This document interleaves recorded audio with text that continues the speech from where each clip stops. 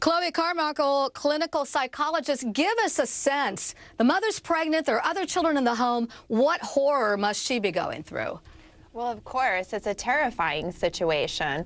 In a situation like this, when your daughter goes missing and you have no idea how this could have happened. When we think about situations like this, we can think about coping strategies.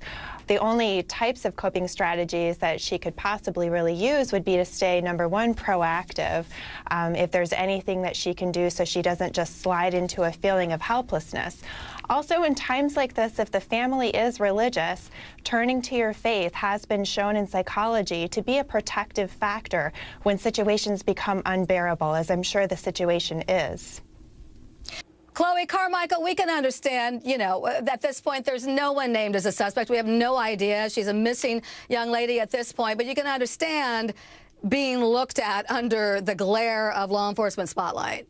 Well, of course, and actually I would think that the father would welcome this attention. Absolutely. The protective instinct of the father should actually want to aid law enforcement and support them as they do their job. And of course, the most logical thing in the world for them to do would be to clear him. And if he's not allowing them to clear him by supporting the investigation, then he's actually impeding the investigation. And I hope he understands that. Wow. Chloe Carmichael, a 9-year-old, what's the mindset if someone you recognize comes in and says, "Come with me, I need you to help me with something," are you inclined to go?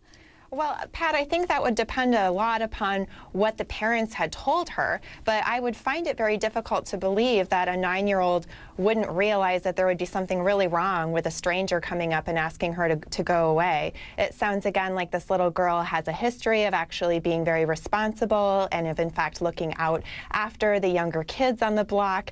She doesn't have a history of threatening to run away. She doesn't sound like she's dramatic or any of the other types of behaviors that would lead you to think she's probably just camping out in the woods somewhere. So this definitely seems like a great violation in the pattern of behavior, and that is concerning.